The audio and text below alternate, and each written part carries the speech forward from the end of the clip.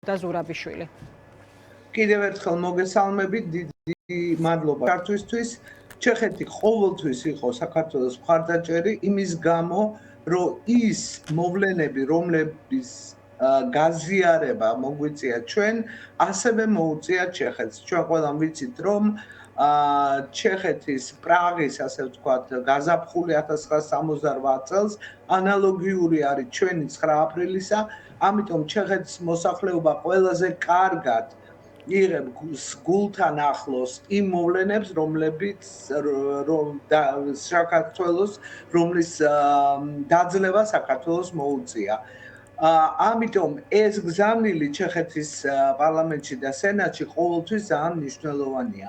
გარდა ამისა, ხაზი მინდა გაუსვა იმ მოვლენას, რომ ჩეხეთი იყო პირველი, რომელმაც მიიღო რეზოლუცია იმის თაობაზე, რომ საქართველოს ტერიტორიები არის ოკუპირებული რუსეთის მიერ.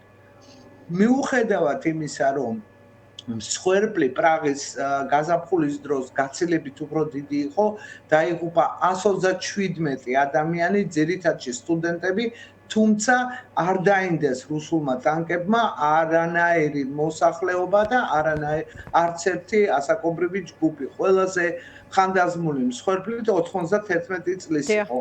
და ეს მოვლენა ჩეხებს ახსოვთ დღემდე და ამიტომ მათთვის 9 აპრილი სრულიად გასაგები მოვლენაა და ძალიან კარგად გაიგეს, მე დარწმუნებული ვარ, სალომე ზურაბიშვილის გზავნილები, რომელიც მან გააჟღერა დღეს, იმიტომ რომ ჩეხეთიც კვლავ დგას რუსეთისგან საფრთხის წინაშე. იმიტომ რომ ჩვენ ყველანი სანამ რუსეთი აგრესიულია და და აგრესორია, არ ვართ დაცულები, რომ შემდეგი მსხვერპლი არ იქნება ჩვენ. დიახ, ნინო, ჩეხებს ეს ძალიან კარგად ესმით, ანუ იმ ისტორიული რაკურსიდან გამომდინარე, ხა რომელიც თქვენზეც ისაუბრეთ. უბრალოდ აი ამ ნაწილზე მინდა კითხოთ, ანუ დღეს ზურაბიშვილი ცდილობდა კიდევ ერთხელ აეხსნა, რატომ არ არის ეს მხოლოდ ქართული პოლიტიკური კრიზისი, ხომ, რომ ის ამბობდა, რომ ეს არის საერთო ევროპული გამოწვევა, რაღაც სამხრივ გამოწვევა ახსენა მან კონკრეტულად.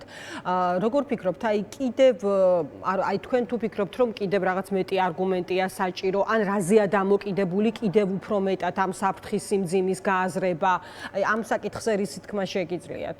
ანა, საბედნიეროდ ამ ბოლო პერიოდში ევროპა და ევროპული სახელმწიფოები და მათი ხელმძღვანელები გამოფხიზდნენ და იმის ილუზია, რომ რუსეთის დემოკრატიზაცია და მისი გარდაქმნა შესაძლებელია, ნელ-ნელა ქრება და პრაქტიკულად გაქრა. თუმცა თქვენ იცით, რომ ევროპა ნელ-ნელა გავს ნაბიჯებს და ცდილობს, რომ ზეწოლით მიიყვანოს რუსეთი გარკვეულ გადაწყვეტილებამდე. როგორც ხედავთ, ეს ზეწოლა საკმარისი არ არის, ამიტომ სრულიად მართებული იქნება, თუ ევროპა გაამკაცრებს თავის ურთიერთობას რუსეთთან მიმართებაში და მიიღებს უფრო ქმედი ზომებს. როგორი იქნება ეს ზომები, ალბათ თვითონ ევროკავშირმა უნდა გადაწყვიტოს და თითოეულმა ქვეყანამ, თუმცა უკვე აშკარაა, რომ რუსეთის ზეწოლის გარეშე და ვერასოდეს ვერ დაემქვემდებარება იმ დემოკრატიულ პრინციპებს, რომელიც ასეთი გადამწყვეტია ჩვენთვის ყველასთვის.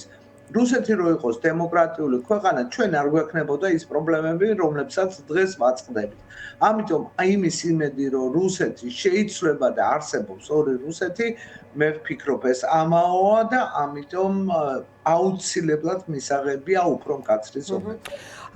ნინო, ერთი კითხვა მინდა ასევე დაგისვათ იმ დებატებზე, რომელიც ჩვენ ვნახეთ ევროპარლამენტში, პირდაპირ ითქვა, რომ უნდა დაუწესდეს სანქციები ივანიშვილს და გადაიხედოს უვიზო რეჟიმის პოლიტიკა. აი ამ საკითხზე რისი თქმა შეგიძლიათ? სხვათა შორის ზურაბიშვილს ჰქონდა ასევე ერთი აქცენტი, რომ ტანკებით კი არ იცვლებაო ეხლა ჩვენი რეალობა, არამედ იმ რეპრესიული კანონებით, რომელსაც ერთმანეთის მიყოლებით იღებს ქართული ოცნების ხელისუფლება ადგილზე, ხომ?